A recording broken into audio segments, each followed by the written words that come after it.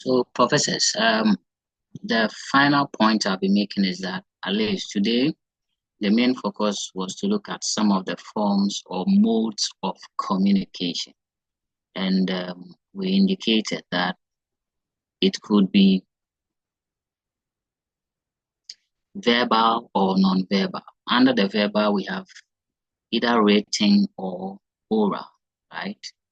We'll look at non-verbal in our next discussion. So for the verbal, we said this is the use of either spoken words or written words. Now we we picked the written communication, and we saw that that one only involves use of written words, right, to communicate. And the oral involves use of spoken words. Okay. Now we saw some of the advantages and disadvantages. Now, what I want us to do is to list as many examples as possible. Oral communication and then written communication. So, professors, this is what I want you to do. Just think through what are some of the things that you talk about communicates that you use words either by writing or by speaking it. Okay, so let's get that examples there and then we'll wrap up for the day. So this one, let's list as many as possible, as many as we can have. So let me put it. So examples of oral communication.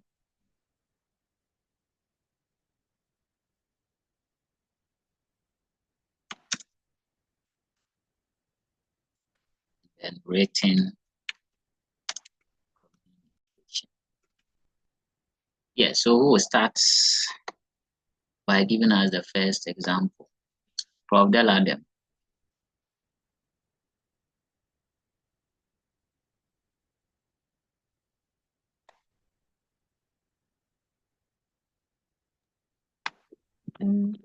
So please for the oral, I would say speeches, and then for the written letters. Okay, so written letters, orals, you said what? Speech. Teaching, okay. So teaching is a form of oral communication, okay. Or let me say presentation, right?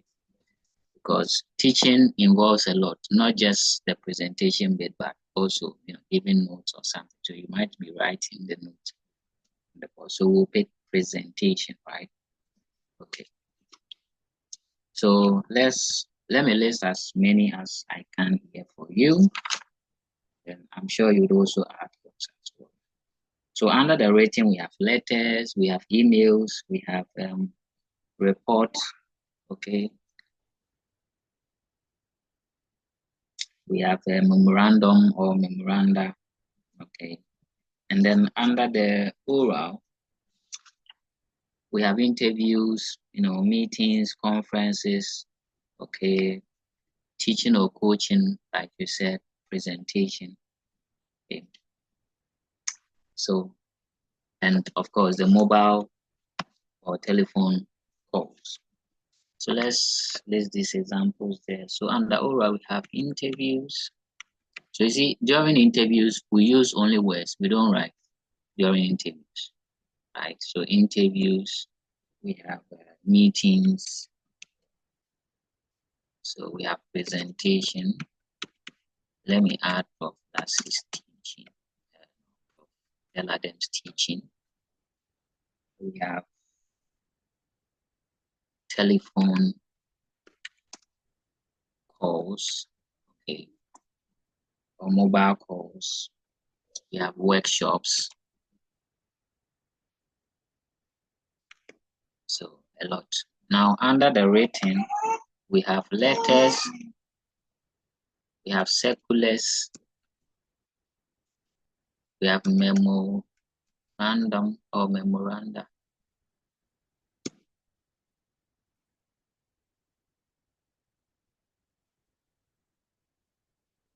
We have fax, emails, okay. So let me add emails. And I'm sure all of us here might have sent an email.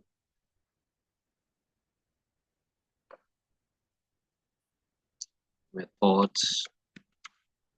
So you see that in all of these, we use written words. So all these are forms of written communication. So professors, we'll look at the non-verbal communication. Non-verbal communication. Look at some of the advantages and disadvantages associated with non-verbal communication. But the sense is that for non-verbal, we don't use words, whether written or spoken. No, it is normally expressions, gestures, okay, or posture. These are the forms that non-verbal communication comes at. Professors, any question at this point? Any question? Any question?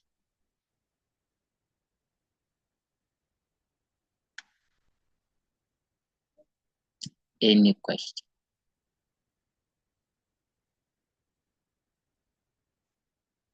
Well, if no questions, then let's wrap up with the non-verbal, okay? So non-verbal communication.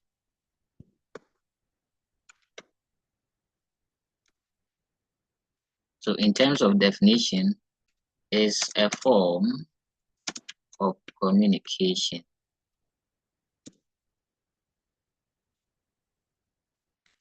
that does not involve the use of words. Okay, it doesn't involve the use of words, but through posture, okay, or facial expressions or gestures. So that will lead us to some of the ways to communicate non-verbal, right? So they normally take the form of, so we have one, either facial expressions, and I'm sure in the home, some of the parents use the facial expression when you are doing something and they want you to stop. Instead of using a spoken word, stop. They don't do that, but their facial expression will tell you to stop. So, or gestures, or even physical contact. Physical contact. And then body posture. So body posture.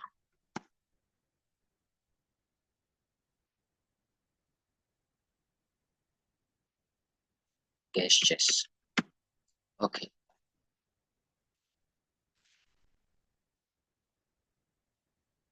Now, of course, we also use symbols, right? Symbols. And this is very common in the driving arena, right?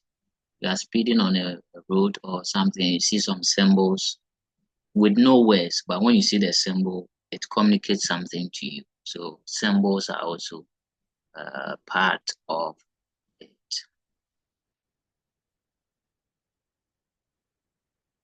Okay, so these are the various forms. Now let's look at the advantages of non-verbal. Okay, advantages of non-verbal communication. So professors, what do you think? Why would people even communicate without using words? So advantages.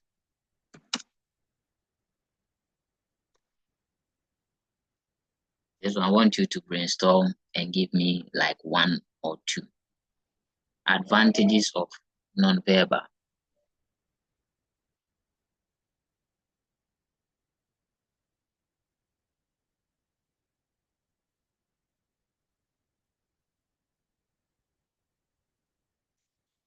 Yes, professors. Or no idea. Prof. Deladeb, no idea, or you say something.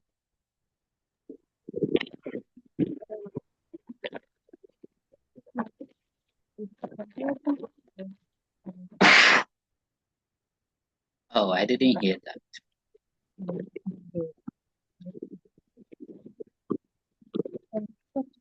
It's comparatively less expensive as compared to the oral and written. It is. Did you say it's expensive? I'm struggling to hear. Sorry. So I said it's comparatively less expensive as compared to Okay. the oral and written. It's comparatively less expensive. Okay. That is true compared to the rating, right? Compared to the rating, which is a form of a verbal communication. Because sometimes to write, you need a pen, you need a paper, right? And these things are not free. But gestures, you don't need money to frown your face, right? So that is true. It is less expensive, comparable to written communication. So I think you can. Okay. So point number one, it also conveys information, emotions, right? It conveys emotions. Of course, your facial expression will tell people how you are feeling emotional. So one of the advantages is it conveys what emotion. Two,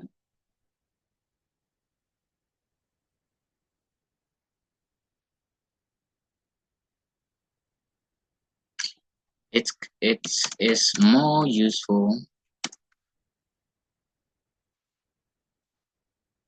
It is more useful in a quiet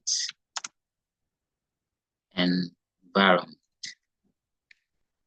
It is more useful in a quiet environment. Okay. So, for example, you are in a conference and you want to tell someone to probably sit down. Or as you speak, you'll be making noise. Okay. But you can use a gesture to tell the person to sit down without making noise. So it is more useful in a quiet environment. Okay. The next point, let me add, it is less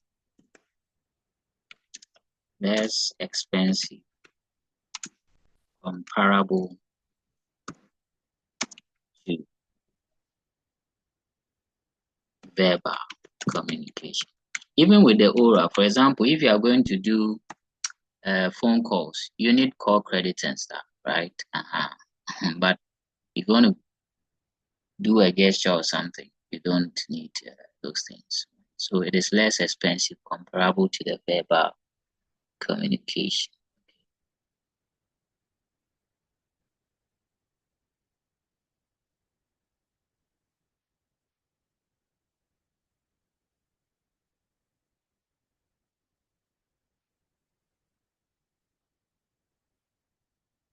Okay, the last one I'll add is it's also a way to build trust and rapport, right? To build trust and rapport among employees, okay? So you see that sometimes in the workplace, when you see somebody don't talk, you just lift your thumb, right? To say yeah or something like that. It's a way of building that good relationship.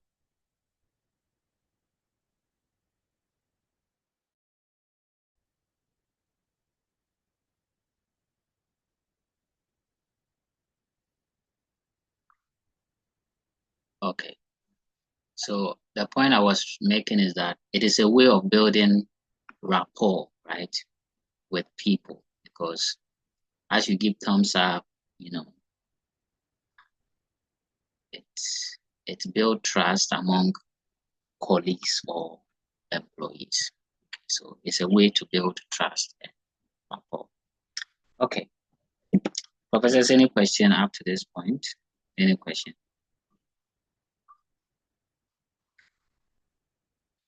So that suggests that we understand all the things we have discussed today.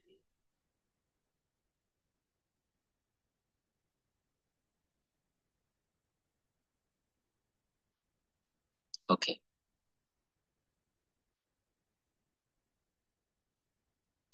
Now let's look at some of the disadvantages with nonverbal communication, and then maybe we'll call it a final disadvantage.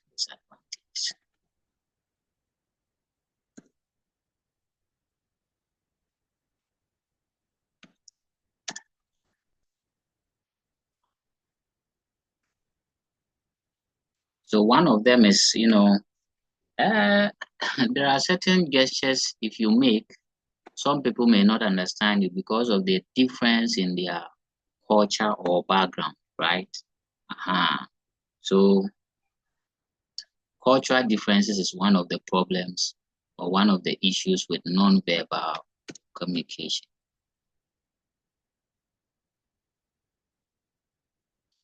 So one of them is misunderstanding due to cultural differences. There are some cultures when you raise your thumb, it means something else, right? Some people say it's an insult. Elsewhere too, it means, oh, good job, okay? So it could be misunderstood because of the culture of the person. Okay.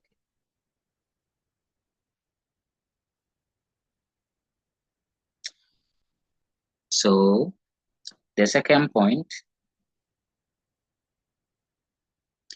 it can contradict verbal communication or verbal messages. You see, there are some people, they are talking, naturally, they have a frowny face if there's something like that. So imagine such a person is talking to you about something, and then the person is frowning. You see, that non-verbal posture, okay, can contradict with what the person, for example, somebody says he's happy, but he's crying. Okay, so non-verbal cues may sometimes contradict verbal communication or verbal messages. I hope that is understood.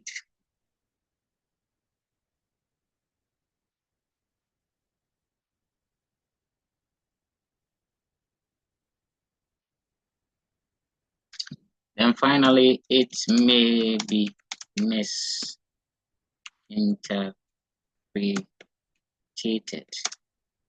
Okay, it may be misinterpreted. I think this is on the background that, for example, if our cultures are different, I may misinterpret a sign you are making towards me as something else. Okay. So these are few problems or disadvantages of non-verbal communication. So professors, that's a bit about verbal and non-verbal. Hopefully we'll be looking at the other modes of communication, that's the audio, visual, and visual. But these two has the verbal and non-verbal embedded in them, because the audio visual means you are listening by ear and also watching with your eyes, right? And then the visual is you are only watching with your eyes. Okay, and then you also have the audio, which is with only your ears. So a typical example of an audio communication is the radio, right? You are only listening, you are not watching it, you are only listening. Audio visual is television. You hear the sound, you're also seeing the pictures. Then visual will be, let's say, maps, posters, pictures, right? That one, you only see the picture, you don't hear the sound. So look at this in our next class. So thank you very much, professors, for making it out for today's class. If there are questions, please feel free to ask me. So I'll wait for the next 2 minutes. If there are no questions, we'll call it a wrap. So questions, professors.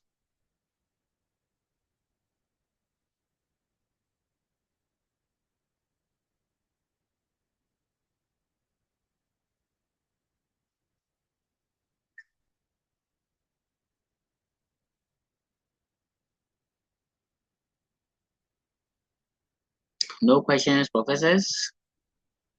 Okay, I think I'll put something small on the BM page for you to try your hands on. the BM. I owe you lots of marking. I'll do that.